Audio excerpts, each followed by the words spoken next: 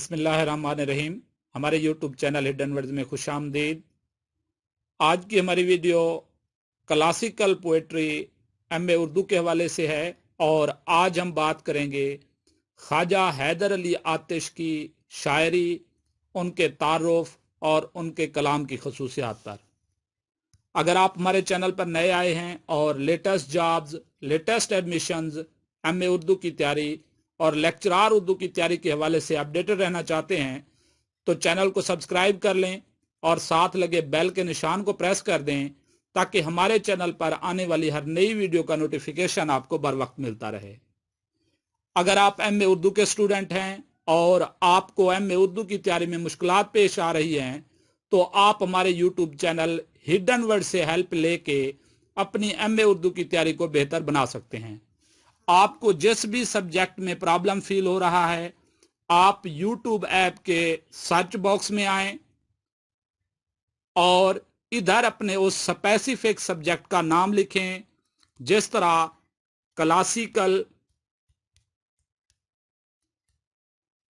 Poetry और साथ by और साथ हिडन वर्ड्स लिख दें और सर्च पे क्लिक कर दें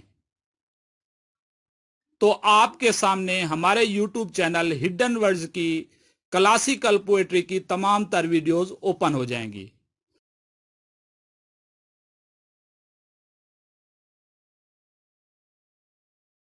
बिस्मिल्लाहिर्रहमानिर्रहीम। क्लासिकल पोएट्री, हैदर अली आतिश, दबिस्तान लखनऊ। अच्छा, दबिस्तान का मतलब है अदब सिखाने की जगह, लफ्जी मतलब अदब सिखाने की जगह, स्कूल ऑफ थॉट। अच्छा, इंग्लिश क्या है अदबिस्तान, दबिस्तान की? ये असल में लफ्ज है अदब प्लस सतान।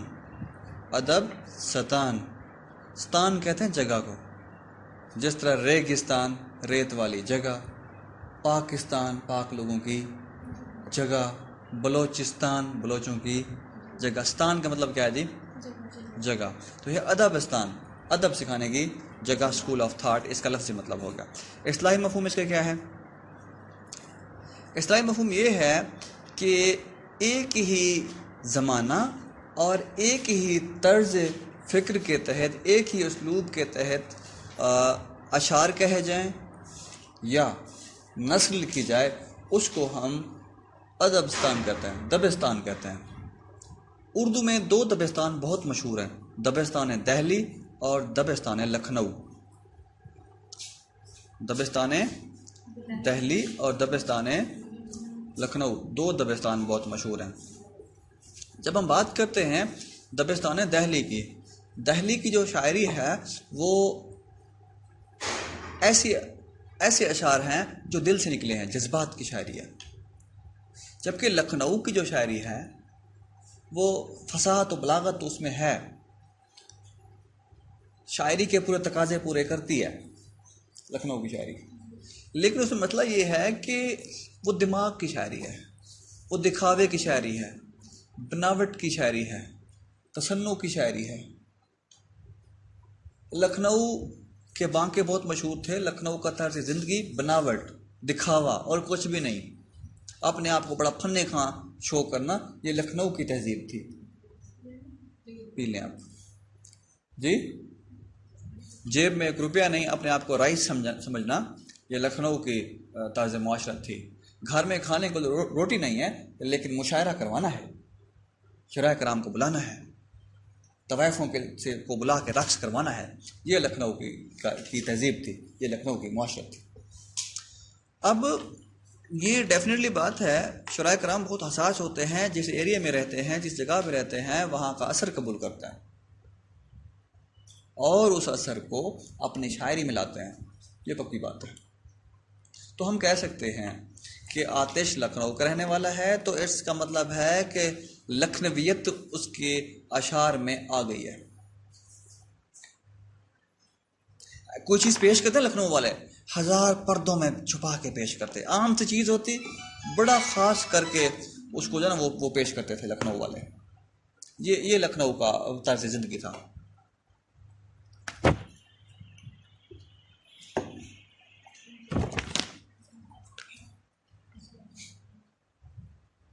یہ لکھنؤ کا طرز زندگی تھا.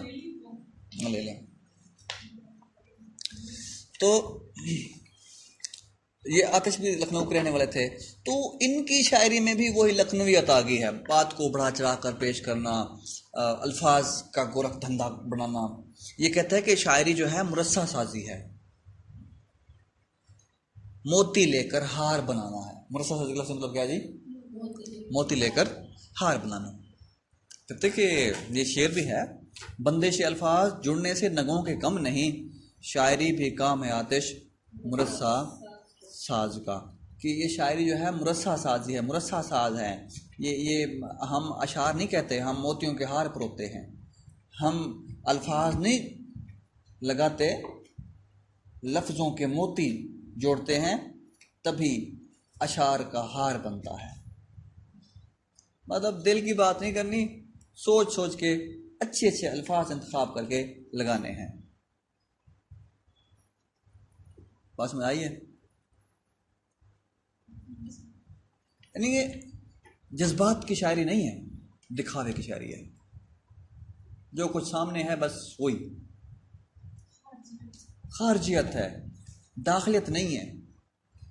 داخلیت کا مطلب ہے اشعار میں اپنے دل کی آواز کو اشعار میں بیان کرنا، اندر کی آواز کو اشعار میں بیان کرنا. یہ داخلیت ہے. خارجیت کیا ہے؟ ارد گرد دیکھنا پھر ارد گرد کو بیان کرنا. کیا ہے جی؟ خارجیت ہے. ٹھیک ہے. تو یہ خارجیت کی شاعری ہے، داخلیت کی شاعری نہیں ہے. تو کسی بھی ادیب کو، کسی بھی شاعر کو پڑھنے کے لیے، سمجھنے کے لیے ہم اس دور کا مطالعہ کرتے ہیں، کس دور کا وہ شاعر ہے، اور اس کے کلام کا موازنہ باقی شاعراء کرام سے کرتے ہیں. تبھی ہمیں پتہ لگتا ہے کہ وہ شاعر کتنا بڑا ہے. کسی کے کلام کو چیک کرنے کا، جانچنے کا یہی دو پیمانے ہیں. اس دور کے تقاضے کیا ہیں، پھر اس کے کلام کو باقی شاعراء کرام سے موازنہ کریں گے، ماپیں گے. پھر ہمیں جو ہے نا اندازہ ہوگا کہ اس کے کلام میں کتنی ڈیپتھ ہے، یہ کتنا کلام گہرا ہے. ٹھیک ہے جی. تو آتش کا کلام مرصع سازی ہے، خوبصورت الفاظ کا جڑاؤ ہے، نگینے جوڑے ہیں لفظوں کے. جی ہاں ایسے. کسی غزل کو شاعر کے مضامین حقیقی کو سمجھنے کے لیے اور ان تک پہنچنے کے لیے اس کی شاعری نے دنیا کو کیا دیا، کوئی معین اصول وضع نہیں کیے جا سکتے، کیونکہ مختلف شعراء کے کلام پر ڈالنے کے لیے مختلف زاویہ ہے نگاہ اور طریقہ ہے نظر کی ضرورت ہوتی ہے. مگر دو باتیں ایسی ہیں جن کے باصول استعمال سے ہم کسی شاعر کے خالص افکار اور انفرادی احساسات تک پہنچنے میں کسی حد تک کامیاب ہو سکتے ہیں. اور یہ دو باتیں وہ ہیں جن کے ذریعے نقد و تبصرے نے ہمارے ادب میں خاصا فائدہ اٹھا کر عمدہ نتائج حاصل کیا. ان دو باتوں میں پہلی چیز یہ ہے کہ ان افکار و مضامین کی فہرست تیار کرنا جو کسی شاعر کی غزل میں با تکرار و تواتر دار ہوتے ہیں، اور بار بار سامنے آ کر اس امر کا باہم ثبوت پہنچاتے ہیں کہ ان مضامین میں وہ مضامین بھی شامل ہو جائیں جو زمانے کی رسم و روایت سے بچے ہوئے ہوتے ہیں، مگر دوسرے شعراء اثر کے تقابلی مطالعے سے ان کو شاعر کے مخصوص انفرادی خیالات اور احساسات سے تمیز کیا جا سکتا ہے. یعنی کہ دوسرے جو شعراء کرام ہیں ان کے ساتھ کلام کا موازنہ کیا جائے کمپیریٹیولی. اس کا کلام بھی لیں، اس کا کلام بھی لیں، دونوں کلام کو پڑھیں، پھر دیکھیں کہ اس کا کلام بیٹر ہے. دوسری چیز یہ ہے کہ شاعر کا خاص لب و لہجہ اور شاعر کی خاص ادا جس کو اس کی انفرادی علامت سمجھاتا ہے. یہ دیکھیں ہر شاعر کی انفرادیت ہوتی ہے. یہ ہو اچھا شاعر تب بنتے ہیں جب وہ انفرادی ہوتے ہیں، جب وہ ہٹ کے پوئٹری کرتے ہیں. اگر ایک جیسی پوئٹری سبھی کرنے لگے تو کوئی کسی کو شاعر بھی نہ مانے. اب دیکھیں میر تقی میر کا وصف خوبی کیا ہے؟ غم. ولی کی خوبی کیا ہے؟ حسن. ٹھیک ہے. غالب کی پھر بہت سی خوبیاں ہیں، غم بھی ہے، حسن بھی ہے، جدت بھی ہے، فلسفہ بھی ہے، بے ثباتی بھی ہے، دنیا کا استحکام بھی ہے، زندگی کے مختلف زاویہ ہے نگاہ پر غالب نے نظر ڈالی ہے. اب آتش کا جو لہجہ ہے وہ لکھنوی ہے. لکھنویت کوٹ کوٹ کے اس میں بھری ہوئی ہے. لکھنؤ کا نمائندہ شاعر ہے جی آتش. لکھنویت کا بانی کون ہے؟ شیخ امام بخش ناسک. لکھنوی انداز کا بانی شیخ امام بخش ناسک. لکھنوی انداز کیا ہے کہ اشعار کو سوچ سوچ کے لکھنا. اورد ہے، آمد نہیں ہے. آمد کیا ہوتا ہے؟ اشعار الہام کی طرح اترتے ہیں انسان پر، شاعر پر. یہ آمد ہے. خود سوچ سوچ کے اشعار لکھنا یہ آورد ہے.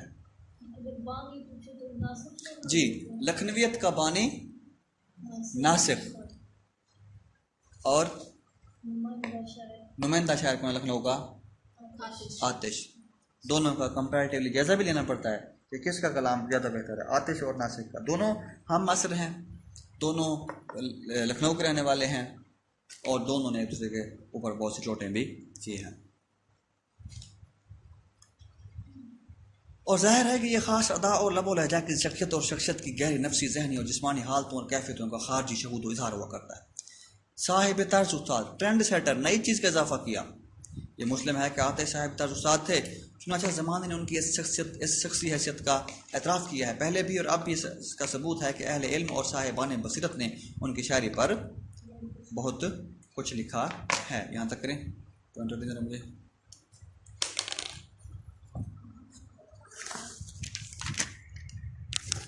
آتش کا نقطہ نظر، یہ آتش کے نزدیک پوئٹری کیا ہے؟ اگر غور سے دیکھا جائے تو یہ سب باتیں آتش کے طرز ادا سے متعلق ہیں اور صحیح بھی ہیں، مگر ایک تو خود آتش اپنے طرز ادا کے بارے میں مختلف رائے ظاہر کرتے ہیں اور اپنی شاعری کو مرصع، کاری، فکر رنگین وغیرہ کے الفاظ سے یاد کرتے ہیں. مثلا بندے سے الفاظ جڑنے سے نگوں کے کم نہیں، شاعری بھی کام ہے آتش مرصع ساز کا. آتش ہمیں یہ یقین دلانے کی کوشش کرتے ہیں کہ ان کا کلام اتنا سادہ اور سہل نہیں جتنا کہ ان کے زمانے کے حریف ہمیں باور کرنے کی کوشش کرتے ہیں. پھر بھی یہ شاعری کو محض طرز ادا کہہ کر ڈال دینا، ادبی سہل نگاری اور آتش کی شاعری کو صرف طرز ادا کی گلکاری تک محدود کر دینا، جو ان کے اپنے تصور شاعری میں بھی نہیں، کیونکہ وہ شاعری کو ایک اس سے بھی الگ بہت کچھ سمجھتے ہیں. مثلا ان کے نزدیک شاعری صرف صفائی اور سادگی سے بات کہنا نہیں بلکہ ایک تخلیق اور مصوری بھی ہے، جن کے بغیر شاعری اپنی وسعتوں سے محروم ہو کر محض عام بات بن کر رہ جاتی ہے. یہ شاعر ہیں الہی یا مصور پیشہ ہیں کوئی، نئے نقشے نرالی صورتیں ایجاد کرتے ہیں. معنی تہدار، اچھا اس کی جو کلام ہے اس کے لفظوں میں معنی ہے، پھر اس لفظ کو کھولیں گے تو اندر سے اور لفظ نکلیں گے. یہ اس کے کلام کی بہت بڑی خوبی ہے. اور یہ ایجاد اور مصوری یقین طرز کلام میں صفائی سے آگے، اس سے آگے ایک الگ اور ایک وسیع تر تخلیقی عمل ہے. اور پھر کلام کی صفائی باوجود آتش کو یہ بھی دعویٰ ہے کہ ان کے کلام میں معنی تہدار بھی موجود ہے، جو شاعر کی گمبھیر اور پر اسرار رمزیت اور امایت کا ایک خاص وصف ہے. اپنے ہر شعر میں ہے معنی تہدار آتش، وہ جو سمجھتے ہیں جو کچھ فہم و ذکا رکھتے ہیں. کہتے ہیں ہم میری شاعری میں نا گہرے معنی و مطالب چھپے ہوئے ہیں، ان کو پتہ ہے جو سمجھتے ہیں. اور اس میں کوئی شبہ نہیں کہ ان کے کلام میں یہ معنی تہدار بڑی فراوانی سے موجود ہیں، جن کی تہوں کو کھولنا اور گروں کو ہٹانا خود معنی کے حسن انجمن اور راہ تک پہنچانے کے لیے بہت ضروری ہے. یہاں تک کریں آگے نشان لگا ہوا دیکھیں ذرا. جی آتش کے کلام میں بھی ایسے احساسات ہیں جن کو ان کے خاص احساسات قلبی کہا جاتا ہے، جن کو ان کے تنہائی کے احساس کہہ دینا ممکن ہے. یہ ان کے وہ تجربات ہوں گے جو ان کے اپنے احساس سے پیدا ہوئے، جن سے ان کے دل میں مدتوں بے قراری اور بے چینی رہی اور جن سے ان کے ضمیر دنیا میں بڑے عرصے تک کشمکش رہی ہوگی. اس قسم کے پختہ افکار آتش کے کلام میں موجود ہیں، اگرچہ اتنے نہیں جتنے میر غالب اور درد کے کلام میں ہیں، مگر اس میں کچھ شبہ نہیں کہ ان کے یہاں لکھنؤ کے عام شعراء کے کلام کے مقابلے میں بہت زیادہ اور نمایاں ہیں، جن کو پڑھ کر یا سن کر یہ نتیجہ نکالا جا سکتا ہے کہ آتش مرصع ساز ہی نہیں تھا بلکہ سوچنے اور غور کرنے والا شاعر بھی تھا. اس کو تجزیہ کرنا آتا تھا اور وہ حقائق کا شناسا بھی تھا. لکھنؤ کے عام شہروں سے بہت زیادہ شناسا تھا. یہاں تک ہے نا بس. لکھنؤ کا نمائندہ، بات میں آپ لوگوں کو پہلے بتا چکا ہوں کہ وہ لکھنؤ کا نمائندہ شاعر ہے. خواجہ حیدر علی آتش لکھنؤ کے نمائندہ شاعر ہیں. ان کی شاعری میں لکھنوی مزاج و معاشرہ کے روشن اور اچھے ناصر اپنی تمام جملہ لطافتوں سے سمیت سمٹ کر آ گئے ہیں، مگر یہ کہنا بے جانا ہوگا کہ لکھنوی ادب اور شاعری کا نمائندہ آتش ہی تھا، نہ کہ ناسخ بانی تھا. آتش نمائندہ ہے. آتش کے کلام میں سی زندگی کی لطافتوں کی روح کھنچ کر اس طرح جلوہ گر ہوئی ہے جس طرح شراب کے جوہر میں شراب کی روح کشید ہو کر سراپ لطافت بن جاتی ہے. آتش کی شاعری لکھنوی شاعری کی روح لطیف ہے. دیکھیں لکھنویت میں بہت سی قباحتیں تھیں، جو پازیٹیوٹی تھی نا لکھنوی ماحول کی، وہ آتش نے اس کو پک کیا ہے.